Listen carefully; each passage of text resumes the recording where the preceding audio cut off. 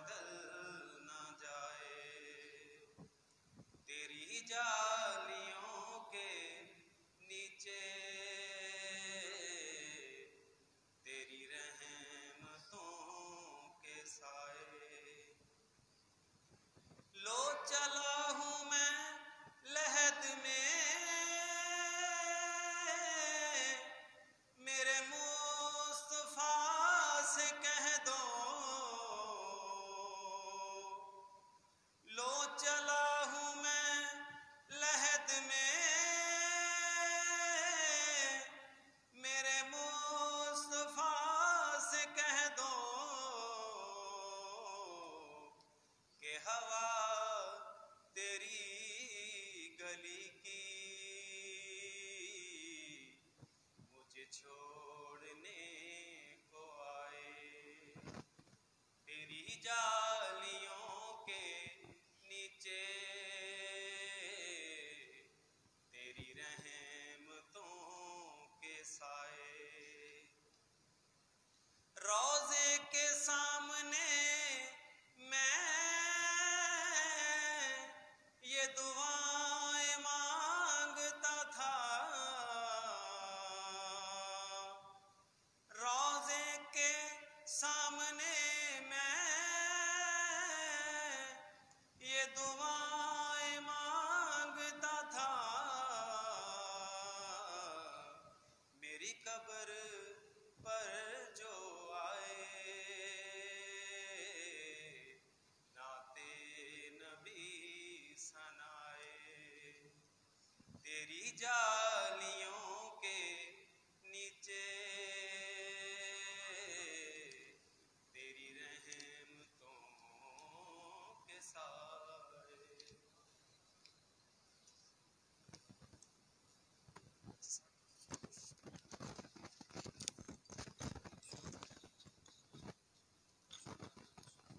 صلی اللہ علیہ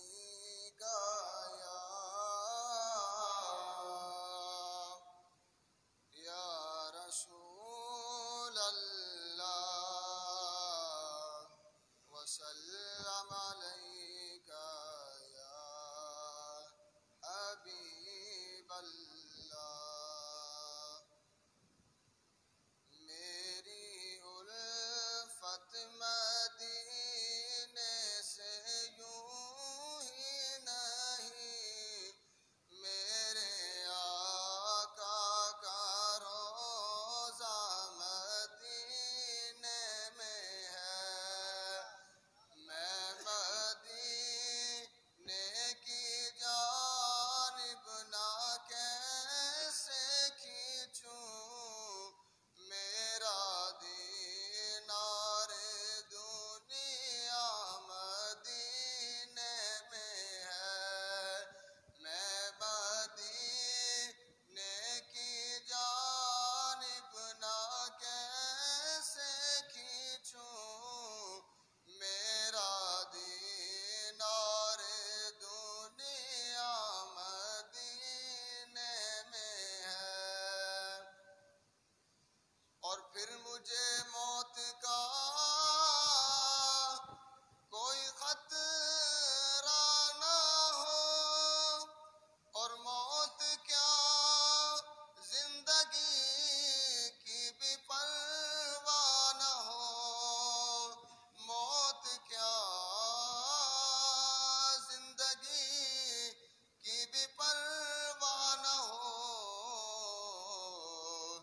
کاش سرکار ایک بار مجھ سے کہیں، کاش سرکار ایک بار مجھ سے کہیں، اب تیرا مرنا جینا مدینے میں ہے، میری الفت مدینے سے یوں ہی نہیں، میرے آقا کا روضہ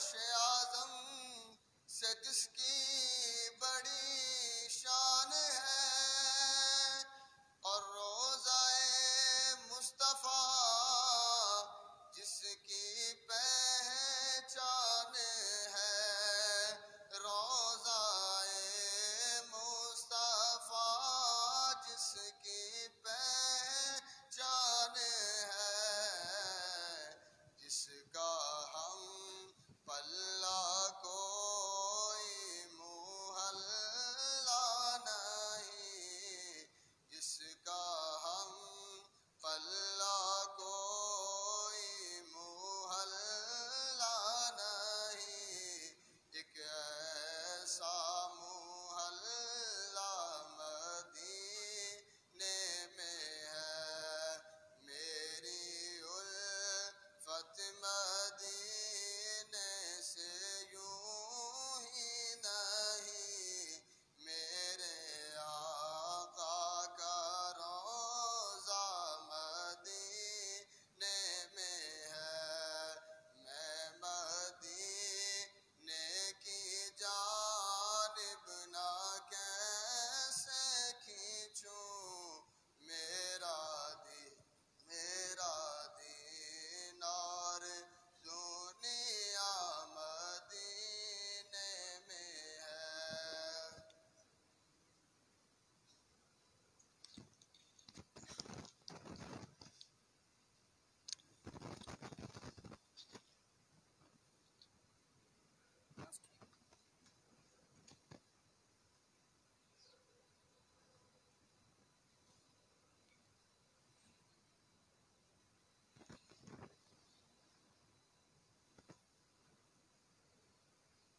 الحمد للہ رب العالمین والصلاة والسلام علی سید الانبیاء والمرسلین، اما بعد فاعوذ باللہ من الشیطان الرجیم، بسم اللہ الرحمن الرحیم۔ قال اللہ تبارک و تعالی فی القرآن المجید، انی رسول اللہ الیکم جمیعا، صدق اللہ مولانا العظیم۔ قال الحسان بن ثابت رضی اللہ تعالی عنہ، احسن من کلام ترکت عینی وأجمل منك لم تلد النساء، خلقت مبرأ من كل عيب كأنك قد خلقت كما تشاء، صدقت يا حسان۔ رب اشرح لي صدري ويسر لي أمري واحلل عقدة من لساني يفقهوا قولي، إن الله وملائكته يصلون على النبي يا أيها الذين آمنوا صلوا عليه وسلموا تسليما۔ سارے دوست مل کے پڑھیں، اللہم صلی علی سیدنا و مولانا محمد و علی آل سیدنا و اصحاب سیدنا و مولانا محمد و بارک وسلم۔ مل کے پڑھیں، الصلاۃ والسلام علیک یا الصلاۃ والسلام علیک یا سیدی یا حبیب اللہ و علی آلک و اصحابک یا سیدی یا محمد رسول اللہ۔ آج کی ہماری سوموار کی علمی تربیتی کلاس ربیع الاول شریف کی مناسبت سے سجی ہوئی ہے۔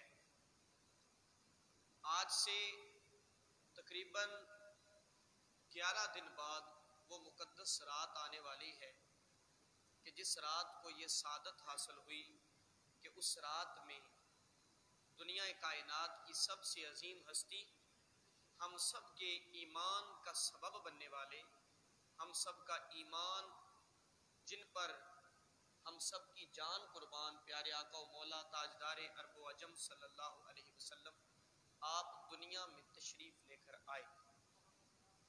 ابتدا میں یہ بات ذہن میں رکھیے گا، 10-15-20 منٹ کی ہماری یہ حاضری ہے، ہم سب نے اچھے طریقے سے توجہ کے ساتھ بات کو سننا ہے۔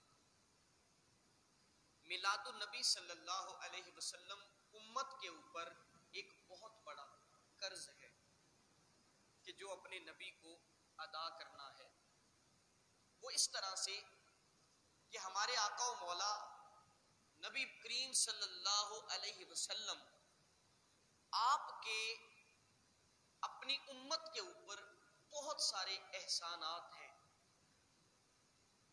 ان میں سے کئی ایک احسانات اگر میں آپ کے سامنے رکھوں، پھر آپ اپنے طور پر فیصلہ کیجئے کہ کیا ہمیں اپنے نبی سے محبت کا اظہار کرنا ہے یا نہیں کرنا. احسانات کی فہرست اگر آپ کے سامنے رکھوں تو ان میں سے ایک یہ احسان ہے کہ انسانیت کو دنیا میں نہ جینے کا پتہ تھا، انسانیت کو دنیا میں نہ رہنے کا پتہ تھا، انسان کو دنیا میں نہ رشتوں کا احترام تھا، انسان کو دنیا میں نہ رب کی پہچان تھی، انسان کو دنیا میں نہ اپنے نفس کی پہچان تھی. یہ تو بتوں کو سجدے کرتا تھا، یہ تو آگ کی پوجا کرتا تھا، یہ تو ستاروں کو پوجتا تھا، یہ تو سورج کی پرستش کرتا تھا، یہ تو اپنے نام نہاد جس کو جی چاہتا تھا اپنا خدا بنا کے بیٹھ جاتا تھا. اب جب شرک نے عالم عرب کے اندر اور پوری کائنات کے اندر جب شرک نے ڈیرے جما رکھے تھے، ہر قبیلہ ایک بت کی پوجا کرتا تھا، لوگوں نے رزق والا خدا الگ سے بنایا ہوا تھا، لوگوں نے آگ اپنے قبیلے کے طور پر جو ہے انعامات والا خدا الگ بنایا ہوا تھا، لوگوں نے بیماریوں سے شفا لینے والا خدا الگ رکھا ہوا تھا. اس قدر شرک پھیل چکا تھا. اس وقت میرے نبی دنیا میں تشریف لے کر آئے اور میرے نبی نے پوری کائنات سے شرک کو جڑ سے اکھاڑا. حالت یہ تھی، ماؤں کا احترام کسی کو پتا نہیں تھا. آج میلاد النبی صلی اللہ علیہ وسلم امت کے اوپر ایک قرض ہے جو امت نے ادا کرنا ہے. وہ قرض یہ ہے کہ مجھے ماں کی پہچان نہیں تھی، میرے نبی نے آ کر اپنی ماں کا احترام کر کے امت کو بتایا کہ ماں کے قدموں تلے جنت ہوا کرتی ہے. مجھے تو اپنی ماں کا پتہ نہیں تھا کہ ماں کسے کہتے ہیں. میرے نبی نے فرمایا ماؤں کے قدموں تلے تمہاری جنت ہے. مجھے بیٹیوں کے تقدس اور احترام کا پتہ نہیں تھا، میں بیٹیوں کو زندہ زمین میں دفن کر دیا کرتا تھا، سمجھتا تھا کہ بیٹیاں تو میرے گھر کی نحوست ہیں. مکے کے اندر کسی کے گھر بیٹی پیدا ہو جاتی، وہ شرم کے مارے 2 ہفتے اپنے گھر سے باہر نہیں نکلتا تھا کہ لوگ مجھے کیا کہیں گے کہ یہ بیٹی کا باپ ہے. لوگوں کی حالت یہ تھی کہ لوگ بیٹیوں کو عزت اور احترام کی نگاہ سے نہیں دیکھتے تھے، بیٹیوں کو زمین کے نیچے زندہ دفن کر دیتے تھے. صحابی رسول کا قصہ ہے کہ جنہوں نے اللہ کے نبی کی بارگاہ میں عرض کی تھی کہ یا رسول اللہ، اللہ نے مجھے اتنی بیٹیاں عطا کی تھیں لیکن میں نے ایک ایک کر کے سب کو دفن کر دیا، زندہ دفن کر دیا، میں نے بیٹیوں کی پرورش کرنا گوارا نہیں کیا. اب اسلام لے آئے تھے اور صحابی رسول قصہ سناتے ہیں کہ جب میری آخری بیٹی ابھی چھوٹی سی تھی تو مجھے ظاہر ہے لوگوں کی شرم آتی تھی کہ میں بیٹیوں کا باپ ہوں، ابھی ایمان نہیں لے کے آیا تھا. میرے گھر میں بیٹی ہوئی، جب بیٹی نے چلنا شروع کیا، باقی بیٹیوں کو جیسے میں نے دفن کیا، اس بیٹی کو بھی میں نے زمین میں دفن کرنے کے لیے اپنی انگلی پکڑائی اور جنگل کی طرف لے گیا. رستے میں میری بیٹی، چھوٹی بیٹی، پیار سے مجھ سے باتیں کرتی ہوئی جا رہی ہے، توتلی توتلی زبان میں مجھے بابا بابا کہتی ہے. آج میں اس کو لے کے جا رہا ہوں کس نیت سے کہ یہ میرے گھر میں پیدا ہوئی ہے. لوگ مجھے عجیب نگاہوں سے دیکھتے ہیں کہ یہ بیٹی کا باپ ہے. آج اس کو لے جا کر میں جنگل میں دفن کرنے لگا تھا. یا رسول اللہ، جب میں اس کے لیے گڑھا کھود رہا تھا، میرے قدموں پر مٹی پڑتی تو وہ پیاری سی ننھی سی بیٹی اپنے دوپٹے سے میرے قدموں سے مٹی صاف کرتی، لیکن مجھے رحم نہ آیا. میں اتنا ظالم تھا، مجھے ترس نہ آیا. میں اتنا ظالم تھا، مجھے اس پہ پیار نہ آیا. میں نے اپنے ہاتھوں کے ساتھ اپنی ننھی شہزادی کو زمین کے اندر دفن کر دیا. میلاد امت پہ قرض اس لیے ہے کہ ہم میلاد صرف اس نگاہ، اس نظر اور اس نیت کے ساتھ کرتے ہیں کہ ہمارے آقا نے ہمارے اوپر بڑے احسانات کیے ہیں. ارے بیٹیوں کا احترام جس باپ کو پتا نہیں تھا، اب وہی باپ اللہ سے دعا کرتا ہے کہ میرے اللہ مجھے بیٹی جیسی نعمت عطا کر. ذرا قدر کو جانیے کہ وہ باپ جو زندہ دفن کر دیا کرتے تھے، میرے آقا نے کہا جن بیٹیوں کو تم زندہ دفن کرتے ہو وہ بیٹیاں اللہ کی رحمت ہے. فرمایا جو 2 بیٹیوں کی پرورش کامل طریقے سے کرے، قیامت کے دن اس پر میری شفاعت واجب ہے. جو بیٹیوں کی پرورش اچھے طریقے سے کرے، قیامت کے دن میرے ساتھ ایسے کھڑا ہوگا جیسے یہ 2 انگلیاں ہیں۔ ارے یہ بیٹیوں کا احترام کس کے میلاد کی وجہ سے ہوا؟ یہ بیٹیوں کا احترام کس کی ولادت کے بعد آیا؟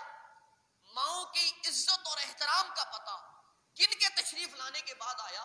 تو یقیناً یہ میرے اور آپ کے آقا و مولا نبی مکرم صلی اللہ علیہ وسلم کی ولادت با سعادت کا صدقہ ہے کہ اللہ کے نبی کی ولادت کی وجہ سے اللہ پاک نے پیارے محبوب کو دنیا میں جلوہ گر فرمایا، تو امت کو ان چیزوں کا پتہ لگنا شروع ہوا۔ اب آگے بڑھتے ہوئے دیکھیے کہ ایک غریب ہے، بے سہارا ہے، مکے کے اندر سرداروں کا راج ہے، کفار ہیں، کوئی مظلوم کی آواز سننے والا نہیں ہوتا تھا، مزدوروں کی مزدوریاں غصب کر لی جاتی تھی، لوگوں پر ظلم کیا جاتا تھا، بے سہاروں کو تنگ کیا جاتا تھا، یتیموں کو تنگ اور پریشان کیا جاتا تھا۔ میرے نبی ابھی تک اسلام کا اظہار نہیں کیا، ایک شخص جو ہے وہ تجارت کرنے کے لیے مکہ میں آیا، اس نے تھوڑا سا سامان لیا اور تجارت کرنے کے لیے مکہ شہر میں آ گیا۔ ابھی تک نبوت کا اعلان نہیں کیا تھا میرے آقا نے، تو اس شخص نے مکے کے بازاروں میں اعلان کروایا کہ میں یہ سامان بیچتا ہوں، کوئی لینا چاہے تو لے لے۔ ابو جہل وہ سامان لینے کے لیے اس کے پاس آیا اور اس سے سامان لے لیتا ہے، سامان لے کر اس کو کہتا ہے کہ میرے پاس پیسے نہیں ہیں، میں تمہیں بعد میں اپنی رقم ادا کر دوں گا۔ اب ابو جہل یہ بات کرتا ہے کہ تمہیں بعد میں رقم دے دوں گا۔ اب وہ شخص دہاڑی دار تھا، اس کو جو ملنا ہوتا تھا اسی سے اپنے بچوں کا پیٹ کاٹتا تھا، جو ملنا ہوتا تھا اسی سے اپنے گھر کے روزگار کو چلاتا تھا، بچوں کی پرورش کرتا تھا۔ اب ابو جہل نے یہ بات کہی کہ میں بعد میں تمہیں پیسے دے دوں گا۔ ایک دن گزرا، وہ پیسے لینے کے لیے گیا، اس نے نہ دیے، دوسرا دن گزرا، نہ دیے، چند دن گزرتے گئے، ابو جہل نے پیسے نہ دیے۔ اب دیکھیے میرے آقا غریبوں کا سہارا کیسے تھے۔ آج اگر کوئی امتی یہ کہے کہ ولادت پر جشن نہیں کرنا، ارے مجھے یہ بتاؤ میرے بیٹے کی شادی، بیٹی کی شادی، میرے بیٹے کی سالگرہ، بیٹی کی سالگرہ، مجھے کوئی خوشی ملتی ہے تو میں بے پناہ چراغاں بھی کروں، میں اپنے گھر کی سجاوٹ بھی کروں، میں ولیمے پر کئی قسم کے کھانے بھی بناؤں، ارے تب نہیں نظر آتا، جب ولادت کی بات آتی ہے تب ہی فضول خرچی نظر آتی ہے۔ اس لیے یہ بات دل کی گہرائی سے سماعت کیجئے گا کہ اگر دنیا جہاں میں باقی خوشیاں کرنا جائز ہے تو مجھے بتاؤ کہ پھر ولادت مصطفیٰ سے بڑھ کر بھی کوئی خوشی ہے؟ ارے جس نبی کا کلمہ پڑھتے ہیں، کیا اس نبی کی ولادت سے بڑھ کے بھی امت کو کوئی خوشی ہو سکتی ہے؟ میرے نبی نے کہا کہ میری محبت اس وقت تک تمہاری محبت میرے لیے کامل نہیں ہو سکتی جب تک ہر چیز سے بڑھ کر مجھ سے پیار نہ کرو، ہر چیز سے بڑھ کر جب تک مجھ سے محبت نہ کرو۔ یہ اتنی صحیح روایت ہے، اس کے باوجود بھی اگر امت نبی کے معاملہ میں کسی بھی شک میں مبتلا ہوتی ہے، امت پیارے آقا کے معاملہ میں کسی بھی شک میں مبتلا ہوتی ہے، تو اسے اپنے ایمان کی فکر کرنی چاہیے کہ اس کے ایمان پر ایسی ڈاکہ زنی ہو رہی ہے کہ جو اس کی آخرت اور قبر کو برباد کر سکتی ہے۔ اب وہ شخص ابو جہل سے پیسے لینے کے لیے جاتا ہے، ابو جہل نہیں دیتا، بھگا دیتا ہے۔ اس کا تو پہلے ہی یہ کام ہے لوگوں کے حق پر ڈاکہ ڈالنا۔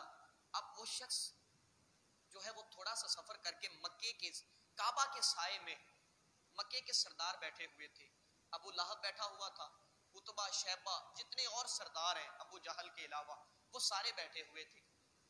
وہ اپنی اس پریشانی کو لے کر ان سرداروں کے پاس آتا ہے اور ان سے آ کر کہتا ہے کہ تمہارے مکے کا ایک سردار ہے جسے ابو جہل کہا جاتا ہے، اس شخص نے مجھ سے کچھ سامان خریدا ہے، اب میرے پیسے نہیں دے رہا، تو میں تو غریب آدمی ہوں، یہی سے جو ہے وہ میں خرچ اکٹھا کر کے اپنے بچوں کا پیٹ پالتا ہوں، تو آج وہ نہیں دے رہا پیسے، میں بڑا پریشان ہوں، مجھے 3 دن گزر گئے ہیں۔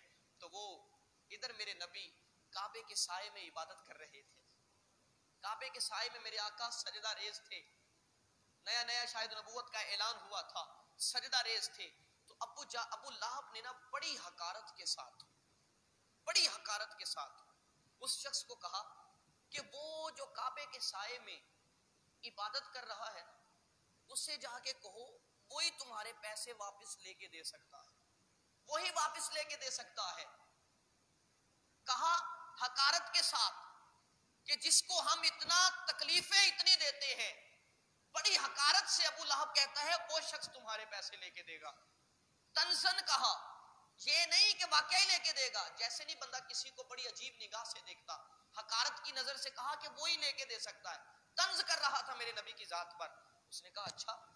وہ حضور کی بارگاہ میں حاضر ہوا، ابھی حضور کے پاس پہنچا ہی تھا، اللہ کے نبی نے پلٹ کر دیکھا اور چہرے کے اثار سے پہچان لیا. اور میرے آقا کہتے ہیں اے اجنبی کہاں سے آئے ہو؟ بڑے پریشان دکھتے ہو. کہاں سے آئے ہو؟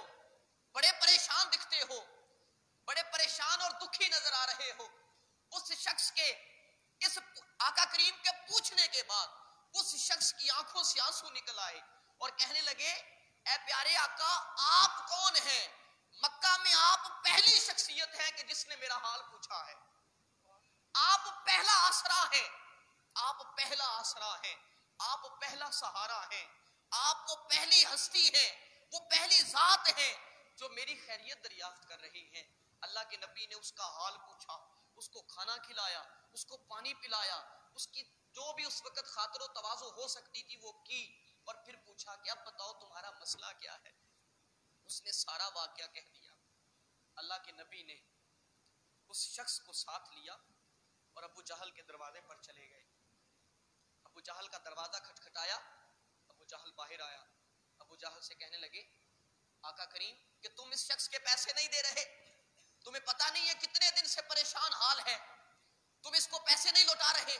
میرے آقا کے یہ کہنے کی دیر تھی تو ابو جہل معافی مانگتا ہے کہ میں ابھی گھر جا کے آپ کو پیسے لا دیتا ہوں. وہ آپ کو رقم جو دینا تھی اس شخص کو لا کر دے دیتا ہے. ابو لہب پوچھتا ہے اے ابو جہل اور تو اتنا بڑا سردار مکے کا اور تو محمد سے ڈر گیا؟ اتنا بڑا سردار مکے کا تو محمد سے خوف زدہ ہو گیا، جس کو سارا دن تم سازشوں میں مبتلا کرتے ہو، سارا دن پریشان کرتے ہو، اس کی ایک بات سے ایک دفعہ آنے سے تو ڈر گیا. تو ابو جہل کہنے لگا پتہ نہیں اس وقت کیا ہوا، جب محمد نے مجھے آ کر اس روب کے ساتھ مجھ سے پیسے مانگے تو مجھے لگا کہ شاید اونٹ کوئی میری طرف دوڑ رہا ہے جو چند لمحوں میں مجھے دبوچ لے گا. میں اس خوف سے میں نے کہا کہ میں پیسے لا دوں گا. پھر میرے آقا نے اب دیکھیے مکہ کے کچھ نوجوانوں کو اکٹھا کیا اور ایک تنظیم بنائی اور اس تنظیم کو یہ مشن سونپا کہ اگر مکہ شہر میں کوئی کسی غریب پر ظلم کرتا ہے، کوئی ظالم کسی بیوہ پر ظلم کرتا ہے، کوئی ظالم کسی بیوہ کو کہ بچوں کو تنگ کرتا ہے، ستاتا ہے، تو اس تنظیم کی اس کمیٹی کی یہ ڈیوٹی لگا دی گئی کہ تم اس غریب کا سہارا بنو گے، تم اس مظلوم کا سہارا بنو گے، تم اس ظالم کے ساتھ خلاف کھڑے ہو جاؤ گے اور ان بیواؤں کی، ان یتیموں کی، ان بے سہاروں کی، ان غریبوں کی تم مدد کرو گے. ابھی دیکھیے اسلام کا آغاز ہے، میرے نبی اس طرح سے لوگوں کا سہارا بنتے ہیں. ارے آج کوئی شخص اٹھ کر یہ کہہ دے کہ میلاد نہ کریں، یہ جائز نہیں ہے، فضول خرچی ہے. ارے اس نبی کی ولادت پر خوشی نہ کریں جو مکے کے مدینے کے غاروں میں رو رہا ہے. جا کر پوچھا گیا یا رسول اللہ کیوں رو رہے ہیں؟ جواب آیا مجھے اپنی امت کی فکر ہے. آج وہ امت کہتی ہے ولادت پر خوشی نہ کرو، میرے نبی غاروں میں رو رہے ہیں. جب پوچھا جاتا ہے یا رسول اللہ آنکھوں سے آنسو کیوں، تو میرے آقا فرماتے ہیں کہ میری آنکھوں سے آنسو اس لیے ہے کہ مجھے اپنی امت کی آخرت کی فکر ہو رہی ہے، مجھے اپنی امت کی قبر کی فکر ہو رہی ہے، میں اپنی امت کے آخری وقت سے خوف زدہ ہوں. میرے آقا غاروں میں روتے ہیں 21ویں صدی کی امت کے لیے. میرے آقا غاروں میں روتے ہیں 109 بارائل میں رہنے والے مسلمانوں کے لیے.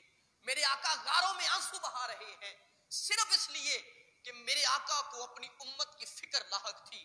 جب میرے نبی دنیا میں تشریف لاتے ہیں تو امت کے غم میں روتے ہیں. میرے آقا معراج کے سفر پر روانہ ہوتے ہیں تو امت کے غم میں روتے ہیں. میرے آقا جب ظاہری طور پر دنیا سے پردہ فرماتے ہیں تو میرے آقا امت کے غم میں روتے ہیں.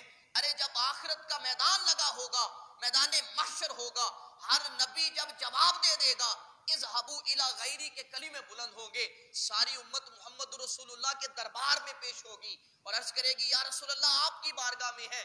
ارے وہ نبی جو دنیا میں بھی سہارا بنا، وہ نبی جو دنیا میں بھی شفاعت مصطفیٰ لے کر، اپنی شفاعت لے کر امت کی مغفرت کی بات کرتا رہا، وہ نبی جو قبر میں بھی امتی کے سوال پر پہنچ جائے گا، وہ نبی جو آخرت کے میدان میں بھی سجدہ ریز ہوگا اور ایک ہی التجا اللہ کی بارگاہ میں ہوگی کہ یا باری تعالیٰ میری امت، یا باری تعالیٰ میری امت، یا میری تعالیٰ میری امت۔ اب آقا 3 سجدے کرتے ہیں آخرت کے میدان میں، 3 سجدے۔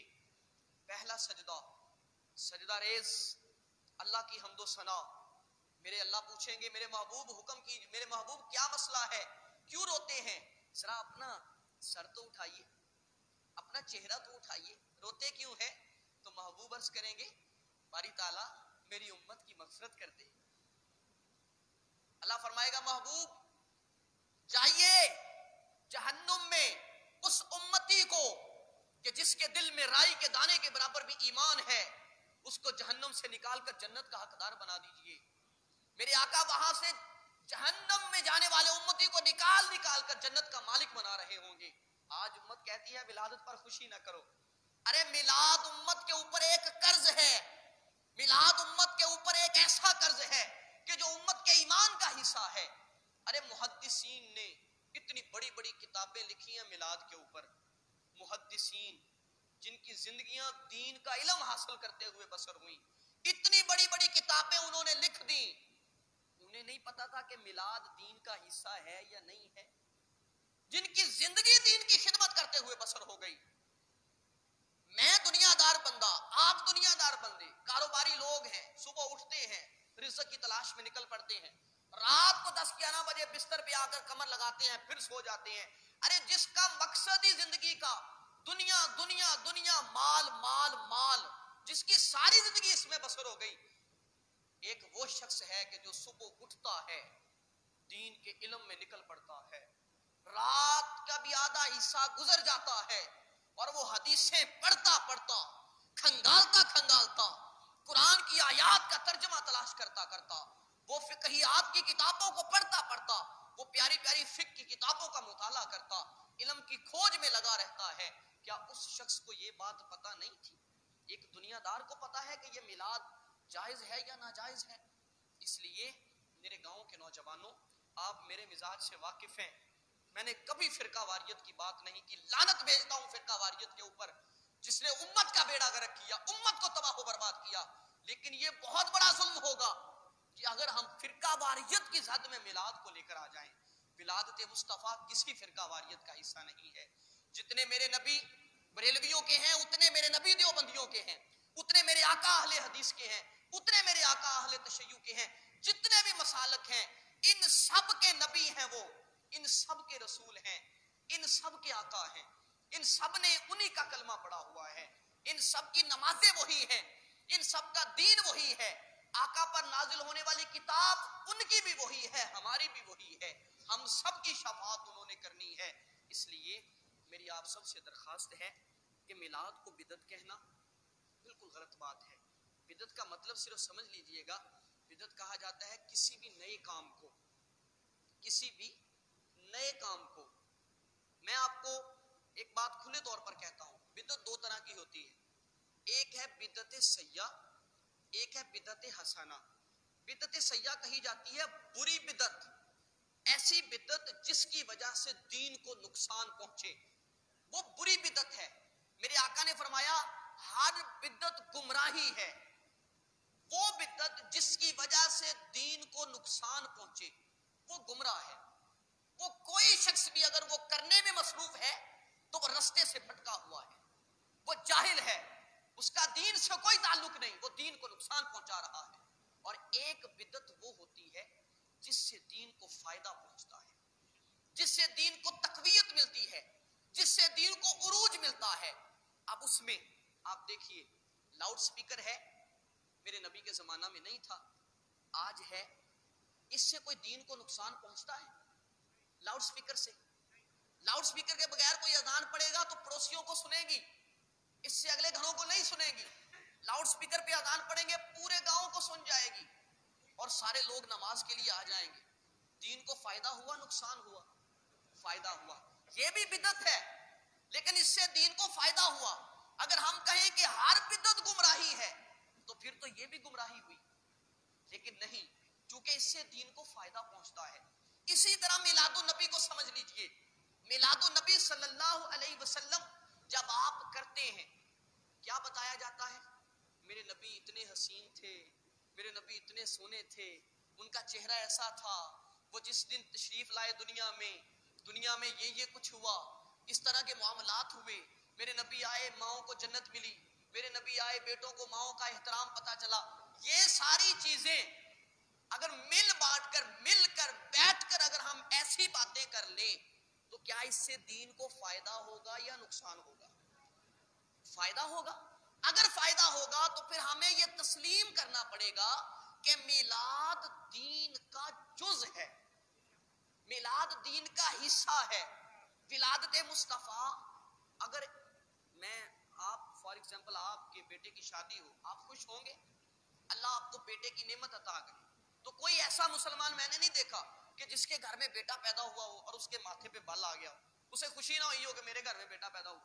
خوشی ہوتی ہے یا نہیں ہوتی؟ جواب دیں, ہوتی ہے. اللہ بیٹے جیسی نعمت عطا کرے تو خوشی ہو, مٹھائیاں بانٹوں, لوگوں سے مبارک باتیں وصول کروں. اللہ نے بیٹا دیا ہے. اور میرے پیارے نبی کی حدیث ہے, جب اللہ نے مجھے دنیا میں بھیجا تو اللہ نے پوری دنیا کی ماؤں کو بیٹے تقسیم کیے, پوری دنیا کی ماؤں کو. میری کیپیسٹی یہ تھی, آپ کی کیپیسٹی یہ تھی, اللہ نے بیٹا دیا, آپ نے لڈو بانٹے. لڈو جتنی کیپیسٹی تھی بانٹ دیے, لڈو بانٹ سکتا تھا بانٹ دیے. میرے آقا دنیا میں تشریف لے کر آئے, اللہ پاک نے دنیا کی ماؤں کو اس رات اگر کسی کے ہاں اولاد ہونی تھی تو اللہ نے بیٹے تقسیم کیے, بیٹی نہیں بیٹے تقسیم کیے. اب مجھے بتائیے کیا یہی عمل ہم اللہ کی بارگاہ میں التجا کرتے ہیں کہ یا باری تعالی یا رسول اللہ ہمارے اندر تو یہ کیپیسٹی نہیں کہ بیٹے بانٹے, ہم مزدور ہیں, ہم کاروباری لوگ ہیں, ہم دکاندار لوگ ہیں, ہم مزدوری اور دہاڑی پر جانے والے لوگ ہیں, ہمارے اندر یہ طاقت نہیں, اور نہ دنیا کے کسی انسان کے پاس یہ طاقت ہے کہ وہ کسی کو بیٹا تقسیم کرے. یہ تیری ذات کے لائق ہے, یہ تیرا عمل ہے, یہ تو کر سکتا ہے, یہ تیری قدرت ہے. لیکن تو نے اپنے بندوں کو جتنی جتنی توفیق دی ہے, جتنی جتنی طاقت دی ہے, یہ اپنی اس طاقت کے مطابق تیرے نبی کی ولادت کی خوشی کر لیں, منا لیں. تو اللہ پاک نے قرآن میں یہ حکم نازل فرما دیا. کیا حکم فرمایا؟ قل بفضل اللہ وبرحمتہ فبذلک فلیفرحوا هو خیر مما یجمعون. فرمایا میرے محبوب ان سے کہہ دیجئے کہ جب تم پر کوئی اللہ کا فضل ہو, قرآن مجید کی آیت آپ کے سامنے پڑھ رہا ہوں, میرے محبوب قل آپ ان سے کہہ دیجئے کہ جب ان پر کوئی اللہ کا فضل ہو یا ان پر اللہ کی کوئی رحمت ہو تو فلیفرحوا, انہیں چاہیے کہ اس پر خوشی منایا کریں. جب کوئی فضل ہو, جب کوئی رحمت ہو تو انہیں کہیے کہ یہ خوشی منایا کرے, یہ اس سے بہتر ہے. یار باری تعالیٰ کس سے بہتر ہے؟ فرمایا ہوا یجمعون, اس مال سے بہتر ہے یہ جو گھروں میں رکھتے ہیں سنبھال کر, اس سے بہتر ہے کہ اس مال کے ذریعے اللہ کے فضل پر خوشی کر لیا کریں. آپ سے سادہ سا سوال ہے, اللہ کا فضل اس سے بڑا کیا ہو سکتا ہے کہ اللہ نے اپنا محبوب دے دیا؟ اس سے بڑی دنیا میں کوئی خوشی ہے کہ اللہ نے اپنے محبوب عطا کر دیے؟ کوئی کسی کو اپنا محبوب دیتا ہے؟ اللہ نے امت کو دے دیا. اور ہمارا اب دیکھیے, حضرت آدم علیہ السلام سے دین چلا, میرے نبی تک آیا. اللہ نے قرآن مجید میں فرمایا ان الدین عند اللہ الاسلام, کہ ہر نبی کو جو دین ملا ہے وہ اسلام ملا ہے, اسلام کے علاوہ کوئی دین نہیں. اللہ کے نزدیک جو دین سب سے پسندیدہ ہے وہ اسلام ہے. اور حضرت آدم علیہ السلام سے لے کے آج کے دن تک جتنے نبی آئے, جتنے رسول آئے, جنہوں نے نبیوں کا حکم مانا, نبیوں کے نقش قدم پر چلے, وہ اسلام کے دین پر ہی ہیں. اب دیکھیے, کوئی نبی بنی اسرائیل کے لیے آیا, کوئی نبی کنان والوں کے لیے, کوئی مصر والوں کے لیے, کوئی کسی کے لیے, کوئی کسی کے لیے. ہر نبی آیا مخصوص وقت کے لیے, کوئی آیا 100 سال کے لیے, کوئی 200 سال کے لیے, کوئی 300 سال کے لیے. ایک نبی آیا, مثال دے رہا ہوں, ایک نبی آیا وہ صرف سائی وال والوں کے لیے تھا, اس کا چیچا وطنی والوں سے کوئی تعلق نہیں. مثال دے رہا ہوں, ایک نبی وہ چیچا وطنی والوں کے لیے, ساہیوال والوں سے کوئی تعلق نہیں. ٹھیک ہے, یعنی ایک نبی, ایک وقت میں کئی رسول بھی آئے, کئی نبی بھی دنیا میں آئے ایک وقت میں, لیکن ہر نبی اور رسول ایک مخصوص بستی کے لیے ہوتا تھا اور ایک مخصوص وقت کے لیے ہوتا تھا. لیکن میرے نبی کی تشریف آوری نہ کسی ایک بستی کے لیے ہے, نہ کسی ایک شہر کے لیے ہے, نہ کسی ایک قصبے کے لیے ہے, نہ کسی ایک خاص ملک کے لیے ہے, اور نہ کسی خاص وقت کے لیے ہے. فرمایا انی رسول اللہ الیکم جمیعا, میرے محبوب آپ نہ تو ایک شہر کے لیے ہیں, نہ صرف ایک انسان کے لیے ہیں.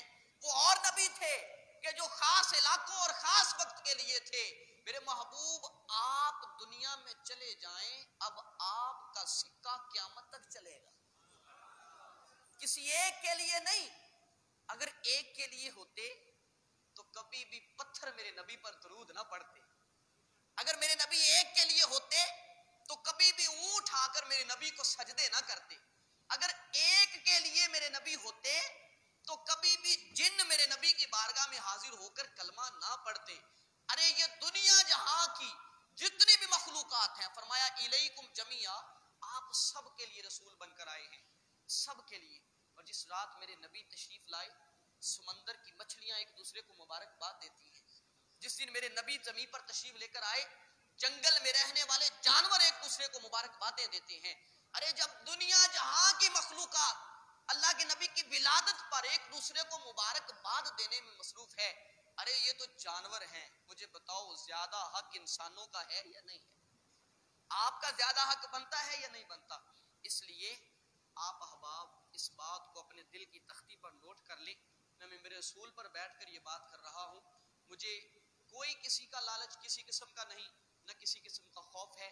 آپ سے یہی ایک درخواست کرتا ہوں کہ ولادت مصطفیٰ کے معاملے میں اپنی نیتوں کو صاف اور ستھرا رکھیے, اپنی نیتوں کو مخلص رکھیے.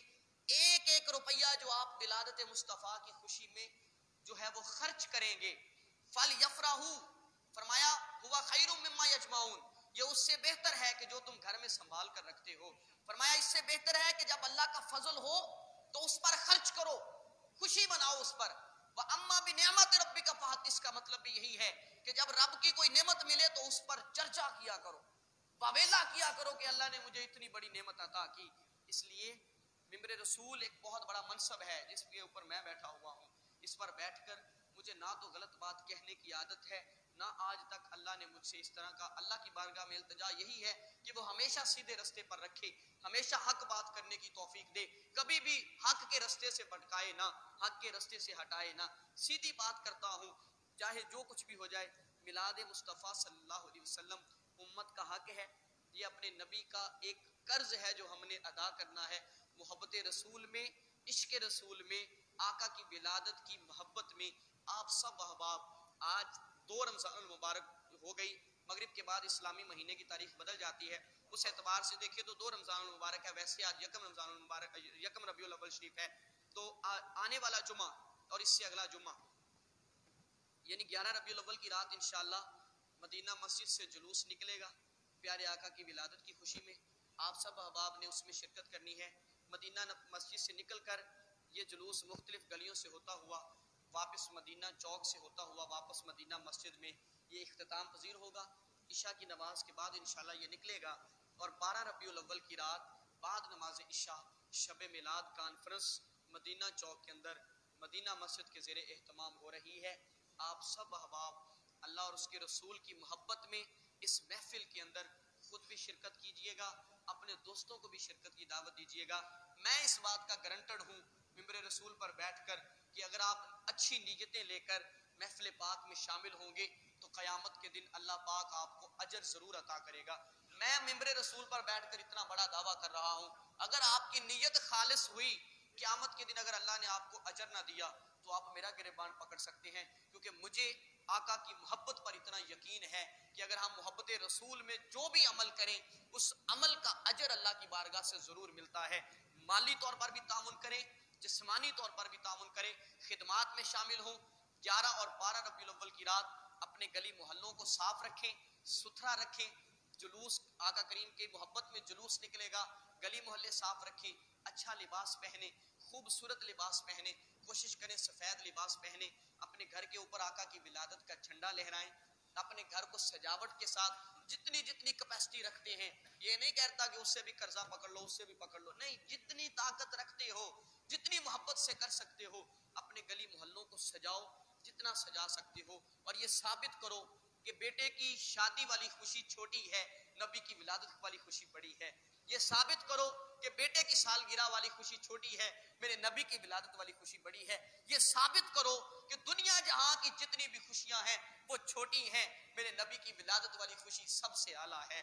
یہ چیز خود بھی اپنے عقیدے میں شامل کریں، اپنے بچوں کو بھی یہ چیز سکھائیں۔ اللہ کے حضور دعا ہے اللہ خالق کائنات ہمیں اس بات پر عمل کی توفیق عطا فرمائے۔ وما علینا الا البلاغ المبین۔ بیٹیوں بہنوں کے لیے بھی جو ہے وہ پردے کا انتظام ہے۔ 12 ربیع الاول کی رات والی محفل میں ماسٹر اجمل فاروق صاحب اور بابا جی عبد الخالق ان کے گھر کی چھت کے اوپر ہم نے انتظام کرنا ہے، تو بیٹیاں اور بہنیں جو ہے آپ ہماری مائیں بہنیں جو گھروں میں ہیں ان کو بھی آپ دعوت دیجئے کہ وہ اس پروگرام میں شامل ہوں تاکہ ان سے بھی ہم کوئی اصلاح کی باتیں کر سکیں۔ اللہ کے حضور دعا ہے اللہ خالق کائنات ہم سب کو عمل کی توفیق عطا فرمائے۔ وما علینا الا البلاغ المبین۔